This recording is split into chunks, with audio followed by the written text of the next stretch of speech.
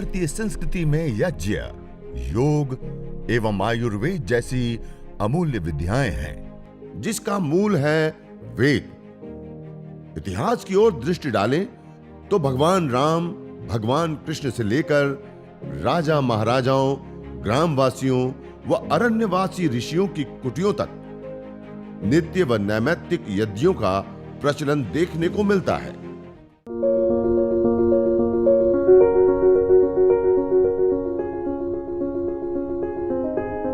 मुंबई शहर में घाटकोपर स्थान पर मैं योग वर्ग चलाती हूँ कि हम पहले हवन करते हैं, यज्ञ करते हैं और उसके बाद हम क्लास शुरुआत करते हैं। तो ऐसे ही हमने यहाँ पर कैंसर जैसे जो पीड़ित हैं उन्हें हमने पूरी तरह से फ्री रखा है। तो वैसे ही सुनकर एक महिला हमारे यहाँ पे आई, तो उसे ब्रेस्ट कैंसर ऑलरेडी हुआ था। मुझे बहुत कमजोरी महसूस होती है, तो इसके लिए मैं योग वर्ग में आई हूँ यहाँ पर उसके बाद में 1 महीने के बाद में उसे वापस पीछे यानी पीठ की तरफ दर्द होने लग गया। तो दर्द होने लग गया तो हमने कहा कि आप डॉक्टर से चेकअप करा लीजिए। पर जब चेकअप कराने गई तो डॉक्टर ने उसे कहा कि जो कैंसर आपको ब्रेस्ट में हुआ था वो पीछे आपकी मेरुदंड में फैल गया है, आपकी पीठ में पूरा फैल गया है। तो अब आप तो 1 महीने के ही मेहमान हैं, धीरे धीरे आपका चलना फिरना बंद हो जाएगा, आप पूरी तरह से बेड पे आ जाएंगे। तो बहुत मायूस होके पूरा परिवार रोते रोते हमारे यहाँ आया। तो उन्होंने कहा कि ऐसे ऐसे है करके। तो हमने फिर यज्ञ करने के लिए उन्हें कहा। वहाँ पे सुबह डॉक्टर साहब उन्हें यज्ञ थेरेपी देते थे और उसके बाद में शाम के वक्त हम उनके घर में करते थे। तो 1 महीना या 15 से 20 दिन हम उसका हाथ पकड़ के जा रहे थे। तो 1 महीने के बाद उसने कहा कि मैडम अब आपको आने की जरूरत नहीं है, मैं अकेली जा सकती हूँ। तो उसके बाद इतना उसका आत्मविश्वास बढ़ा और 1 महीना तो गुजर गया। जो डॉक्टर ने कहा था कि वो बिल्कुल बेड पे आने वाली है, वो 1 महीना तो गुजर गया। 5 महीने तक वो लगातार मीरा रोड जाती रही और शाम के वक्त हम उनके यहाँ पे सेवा देते रहे। वो महिला बहुत ही अच्छी तरह से स्वस्थ है और चल फिर रही है। तो यानी देखिए डॉक्टर सबको ही यज्ञ देव ने पूरी तरह से फेल कर दिया।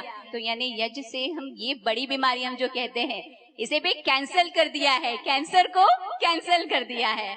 सर्वरक्षक परमपिता परमात्मा को कृतज्ञता पूर्वक प्रणाम करते हुए हम पूर्व में देख रहे थे कि परमपिता परमात्मा के द्वारा जो प्रदत्त वेद रूपी ज्ञान है, वह ज्ञान एक रूप से हमें लोक बुक जैसे मिलती है उस रूप में मिला हुआ है। जो भी हम अपने जीवन में जब कोई प्रोडक्ट विशेष हम खरीदते हैं, उसका कैसे यूज करना है, कैसे उसका रख रखाव करना है, कैसे उसका प्रयोग करना है, विधि सावधानी आदि के बारे में उसकी एक लॉगबुक होती है। इसी प्रकार इस संपूर्ण संसार को हमें प्रदान किया, अर्थात पंचभूतात्मक यह देह और पंचभूतात्मक यह सारा ब्रह्मांड जो हमें परमपिता परमात्मा के द्वारा प्राप्त हुआ है, इसका हमें कैसे प्रयोग लेना है, कैसे हमें अपने जीवन में इसके माध्यम से सुख, शांति, समृद्धि, वैभव और अंततो गत्वा जैसे हमारे शास्त्रों ने पुरुषार्थ चतुष्टय देखा है, धर्म, अर्थ, काम और मोक्ष चारों की सिद्धि करना, तो उसकी सिद्धि हम कैसे कर सकते हैं, तो उसके लिए यह हमारा रास्ता या लोक बुक के रूप में हमें परमपिता परमात्मा ने वेद रूपी अनमोल ज्ञान प्रदान किया। और उस ज्ञान में विशेष प्रकार से या विशेष रूप से एक कर्म, यज्ञ कर्म का विधान कि यज्ञ कैसे करना है, यज्ञ करने से क्या लाभ होता है, यज्ञ की जो विभिन्न प्रकार से जो महिमा है, उस महिमा का गुणगान इसमें विशेष रूप से किया गया है। हम अपने जिस जीवन को जी रहे हैं, उस जीवन में जो हमारी परंपराएं, जो हमारे शास्त्र, उन सब ने जो वजन दिया है, जो भार दिया है और हमारी परंपरा में और हमारी जीवन शैली के साथ जिस रूप में यज्ञ को जोड़ा है, उस विषय में भी हमने कई सारी चर्चा वार्तालाप की थी। यज्ञ हवन एक सर्वांगीण चिकित्सा पद्धति है। यज्ञ से हमारे शारीरिक जो रोग होते हैं वह भी दूर होते हैं। यज्ञ से हमारे जो मानसिक रोग है वह भी दूर होते हैं, और यज्ञ से जो पर्यावरण में अर्थात पंच तत्वों में जो असंतुलन है वह भी संतुलन होता है। अर्थात एक ऐसी चिकित्सा पद्धति जो तन की भी चिकित्सा करती है, मन की भी चिकित्सा करती है और पर्यावरण की भी चिकित्सा करती है। इतना ही नहीं, यज्ञ को इष्ट काम धुक सर्व काम धुक के रूप में देखा, अर्थात सभी प्रकार की कामनाओं को पूर्ण करने वाला बताया गया। तो इस प्रकार का श्रेष्ठतम कर्म, दिव्य कर्म, भागवत कर्म यज्ञ को माना गया है। वैसे तो यह देवीय कर्म है, मानुषी कर्म नहीं। इसीलिए यह जो विशेष कर्म है उसका जो फल होता है वो भी सामान्य रूप से समाज में भी और शास्त्रों में भी जितना दृष्ट होता है उसकी अपेक्षा अदृष्ट अनंत माना, अदृष्टम अनल्पम, जो दिख रहा है वो बहुत अल्प होता है। जो हम पहले चर्चा करते आ रहे हैं, शारीरिक स्वास्थ्य, मानसिक स्वास्थ्य, पर्यावरण का संतुलन, उसके ऊपर हुई अलग अलग प्रकार की रिसर्च है, अलग अलग प्रकार के जो भी अलग अलग विभिन्न प्रकार के लाभ, इष्ट काम दुख, जो सभी प्रकार की कामनाओं मनोकामनाओं को पूर्ण करना आदि आदि जो भी लाभ है वो सारे दृष्ट लाभ कहे जाएंगे।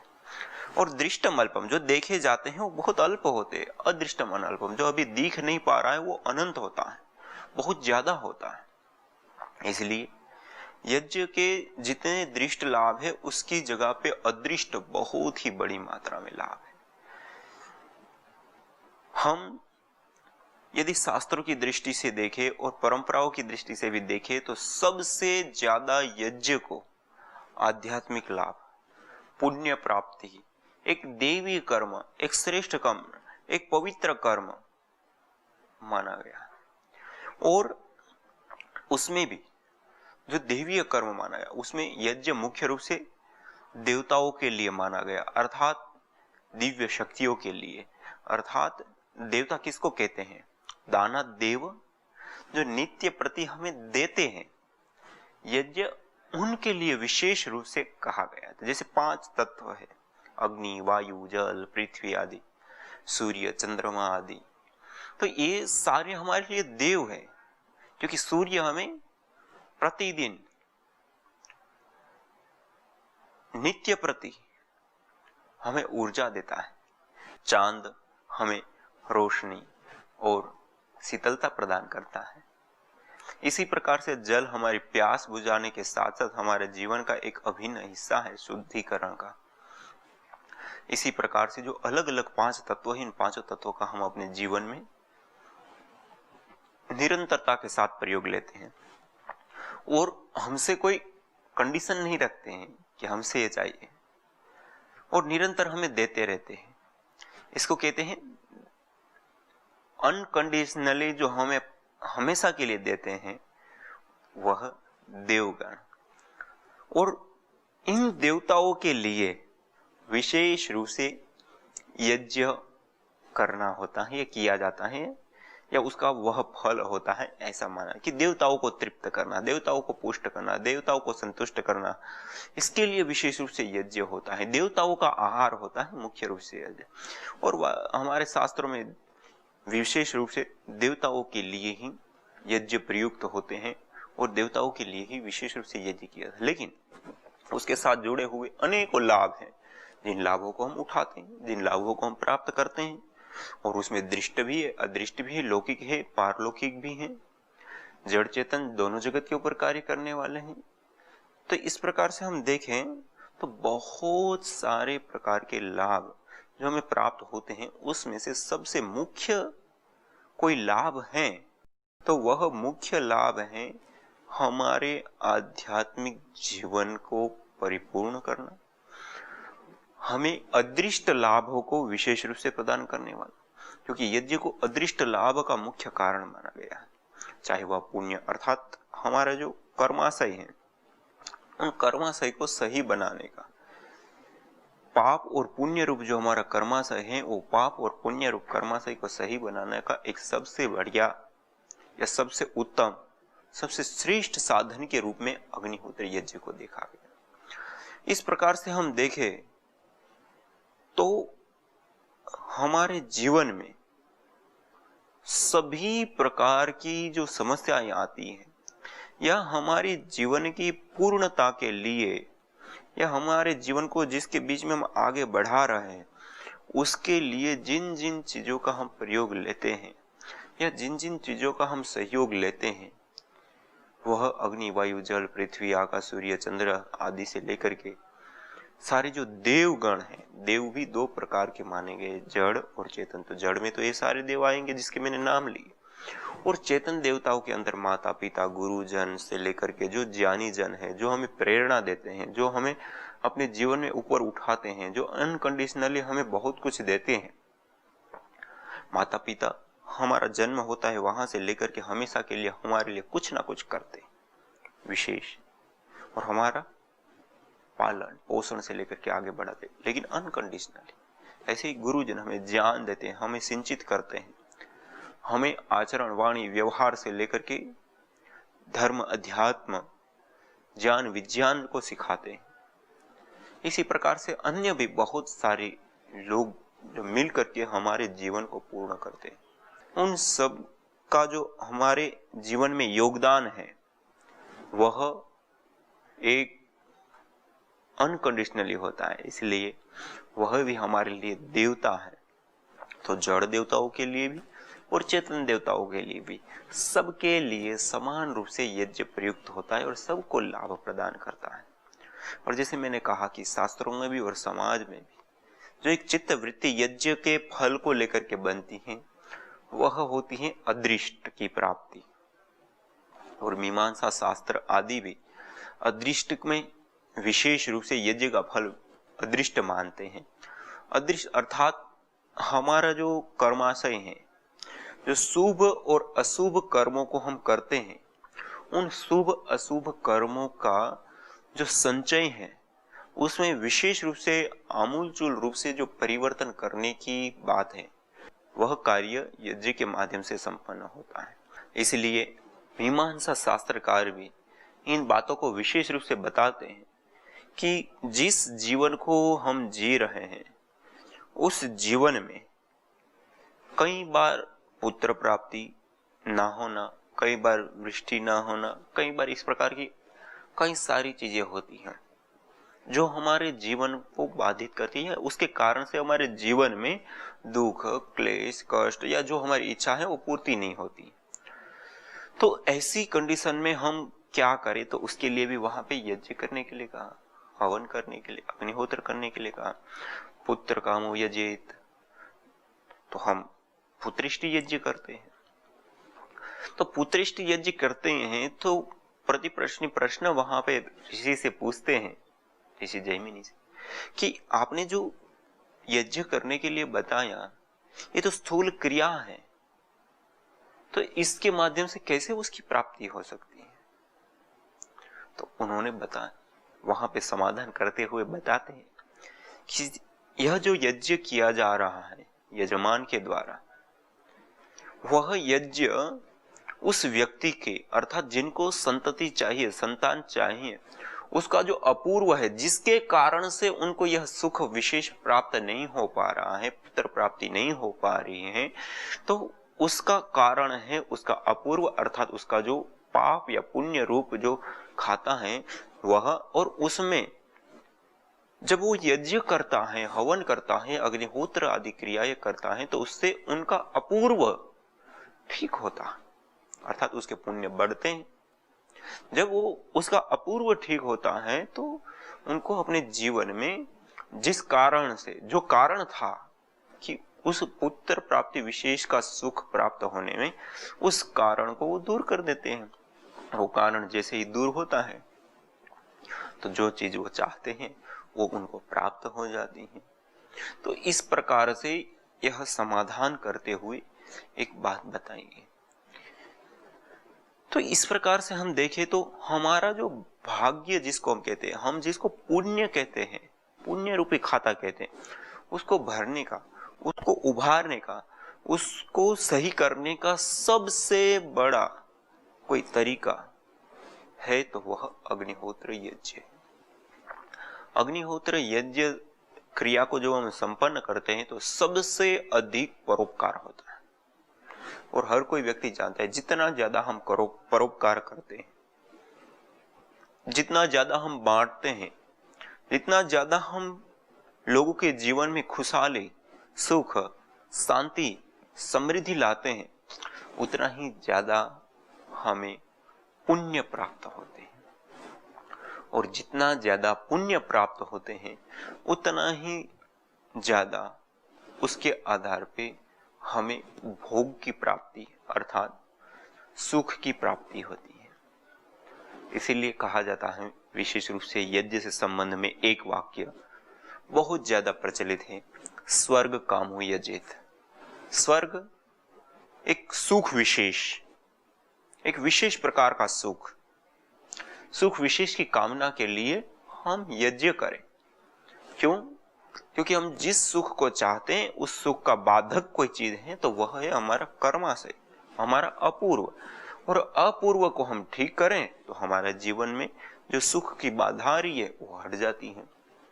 तो उसके लिए जो सामान्य सुख है वो तो हमें प्राप्त होते ही हैं, लेकिन जो उत्कृष्ट सुख की स्थिति हम अपने जीवन में देखना चाहते हैं, उत्कृष्ट सुखों को प्राप्त करना चाहते हैं, तो उसका सबसे बड़ा साधन अग्निहोत्र यज्ञ है।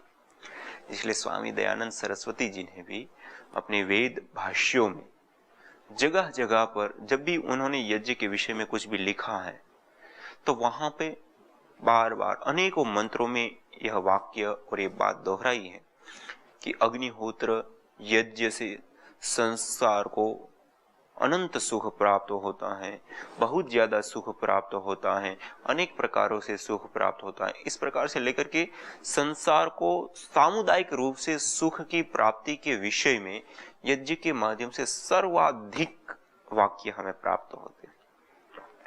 अर्थात हम अग्निहोत्र करते हैं तो जो जन समुदाय हैं, जो जीवों का समुदाय है, उन सब के लिए हितकारी होता है, उन सब के लिए उपयोगी होता है, विशेष करके उनके जीवन में शुभ का, सुख का आधान करने वाला होता है। और जब हम लोगों के जीवन में सुख, शांति, समृद्धि का आधान करते हैं तो उसके माध्यम से हमें सुख प्राप्त होता है, पुण्य प्राप्त होते हैं, और पुण्य का फल होता है सुख, शांति, समृद्धि। इसीलिए कहते हैं ना, जो खाया सो खोया, बाटा सो बोया। इसलिए हम मान लो कि घृत है या और भी चीजें हैं, तो उसको जब हम खा जाएंगे तो हमने खो दिया है। यदि उसको हम बांट देंगे तो बांटने के लिए एक तो हम सामान्य रूप से ऐसे ही बांटते, जो भूखा है उनको दे दिया, या इस प्रकार से जो भोजन करते हैं उनको हमने बांट दिया, तो एक बार में खा करके उसको पचा लेगा और उसके शरीर को पुष्टि मिलेगी।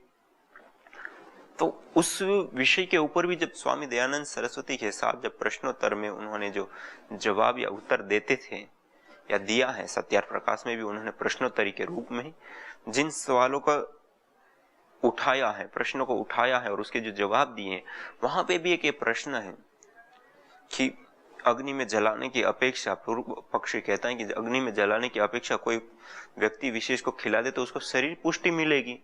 तो स्वामी दयानंद सरस्वती जी ने उसका उत्तर देते हुए कहा कि एक मनुष्य जितना भोजन खाता है उतनी मात्रा में यदि हवन कर दे तो 1 लाख से भी अधिक लोगों का भला हो, या 1 लाख से भी अधिक लोगों का कल्याण होता है, 1 लाख से भी अधिक लोगों के जीवन में सुख, शांति, समृद्धि आती। अर्थात एक व्यक्ति जितना खा सकता है उतने मात्रा से हम यदि उतना अन्न, घी आदि का हवन करते हैं तो 1 लाख से भी अधिक लोगों को हम सुख पहुंचा सकते हैं।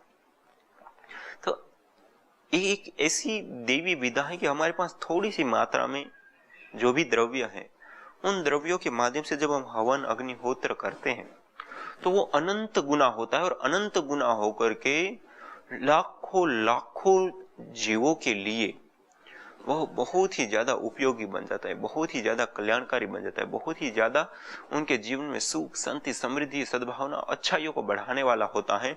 और जब ये चीजें उनके जीवन में जब बढ़ जाती हैं तो उसी के कारण से उनको मिलता है पुण्य, और उस पुण्यों के आधार पे वो जो चाहेगा, जब हम बाजार में कुछ भी चीज खरीदने के लिए जाते हैं तो हमारे सामने हजारों चीजें हैं जो हम खरीद सकते हैं, लेकिन हमारे पास बैंक बैलेंस कितना है उसके आधार पे खरीद पाएंगे। हमें 1 किलो आलू खरीदना है तो हमारे पास 20, 25, 50 रुपए होंगे तो हम आराम से 1 किलो आलू खरीद लेंगे। उसी जगह पे हमें 1 किलो चावल खरीदना है तो और थोड़ा हमें अधिक पैसा चाहिएगा। इसी की जगह पे 1 किलो हमें चांदी चाहिए तो और अधिक पैसा चाहिए, और 1 किलो हमें सोना चाहिए तो बहुत अधिक पैसा चाहिए। लेकिन उसको खरीद हम तब पाएंगे जब उतनी योग्यता या उतना पुण्य या उतना हमारे पास बैंक बैलेंस होगा। तो वो जो बैंक बैलेंस का कार्य है वो पुण्य कहलाता है, और वह पुण्य हमें विशेष रूप से प्राप्त होते अग्निहोत्र यज्ञ के माध्यम से। इसलिए यज्ञ एक प्रकार की पुण्य को प्राप्त करने की फैक्ट्री है, फैक्ट्री। जैसे सामान्य रूप से समाज में पैसा कमाने के लिए व्यक्ति फैक्ट्री लगाता है, ऐसे ही अपने जीवन में हम पुण्य कमाना चाहते, पुण्य प्राप्त करना चाहते तो हम ये फैक्ट्री को लगाए, अर्थात अग्निहोत्र को करें, यज्ञ को करें, हवन को करें। यदि यज्ञ हवन अग्निहोत्र को करेंगे तो यह जीवन तो हमारा सुख का शांतिमय तो होगा ही होगा, और मरने के बाद स्वर्ग नहीं अपितु जीते जी और इस धरती पर स्वर्ग को हम उतार करके ला सकते हैं। ऐसा कार्य, क्योंकि पूरा संसार इसे सुखमय शांतिमय बनता है, ऐसा दिव्य कार्य, भागवत कार्य, श्रेष्ठतम कार्य यज्ञ हवन अग्निहोत्र है, जिससे हमारे जीवन में भी और हमारे इस समाज में भी सुख शांति समृद्धि का सवेरा होता है। अतः आइए हम सब इस अग्निहोत्र यज्ञ हवन को अपनाएं और अपने इस जीवन को और इस जगत को सुखमय बनाएं। मरने के बाद स्वर्ग नहीं अपितु जीते जी इस धरती पर यज्ञ करके हम स्वर्ग को अवतरित करें। आज इतना ही, इसी के साथ ओम शांति शांति शांति।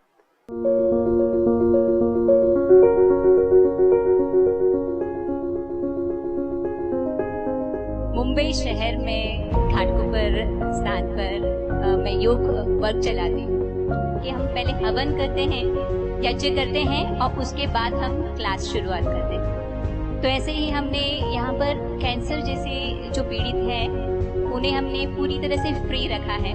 तो वैसे ही सुनकर एक महिला हमारे यहाँ पे आई तो उसे ब्रेस्ट कैंसर ऑलरेडी हुआ था। मुझे बहुत कमजोरी महसूस होती है तो इसके लिए मैं योग वर्ग में आई हूँ यहाँ पर उसके बाद में 1 महीने के बाद में उसे वापस पीछे यानी पीठ की तरफ दर्द होने लग गया। तो दर्द होने लग गया तो हमने कहा कि आप डॉक्टर से चेकअप करा लीजिए। पर जब चेकअप कराने गई तो डॉक्टर ने उसे कहा कि जो कैंसर आपको ब्रेस्ट में हुआ था वो पीछे आपकी मेरुदंड में फैल गया है, आपकी पीठ में पूरा फैल गया है। तो अब आप तो 1 महीने के ही मेहमान हैं, धीरे धीरे आपका चलना फिरना बंद हो जाएगा, अब पूरी तरह से बेड पे आ जाएंगे। तो बहुत मायूस होके पूरा परिवार रोते रोते हमारे यहाँ आया। तो उन्होंने कहा कि ऐसे ऐसे है करके। तो हमने फिर यज्ञ करने के लिए उन्हें कहा। वहाँ पे सुबह डॉक्टर साहब उन्हें यज्ञ थेरेपी देते थे और उसके बाद में शाम के वक्त हम उनके घर में करते थे। तो 1 महीना या 15 से 20 दिन हम उसका हाथ पकड़ के जा रहे थे। तो 1 महीने के बाद उसने कहा कि मैडम अब आपको आने की जरूरत नहीं है, मैं अकेली जा सकती हूँ। तो उसके बाद इतना उसका आत्मविश्वास बढ़ा और 1 महीना तो गुजर गया। जो डॉक्टर ने कहा था कि वो बिल्कुल बेड पे आने वाली है, वो 1 महीना तो गुजर गया।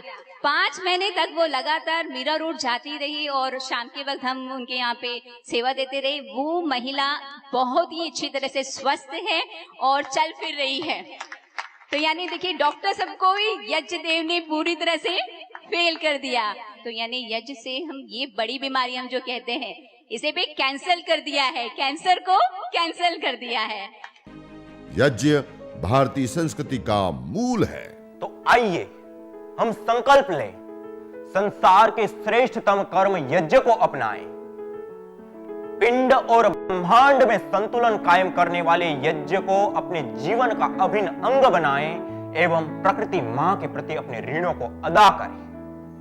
विश्व स्वास्थ्य का एक नारा, यज्ञ से होगा जग उजियारा। भारतीय संस्कृति की अमूल्य विरासत यज्ञ की महिमा को जानने हेतु वैदिक चैनल पर प्रतिदिन प्रातः एवं सायं 11:30 बजे यज्ञ महिमा कार्यक्रम से जुड़ें। विशेष जानकारी हेतु संपर्क करें।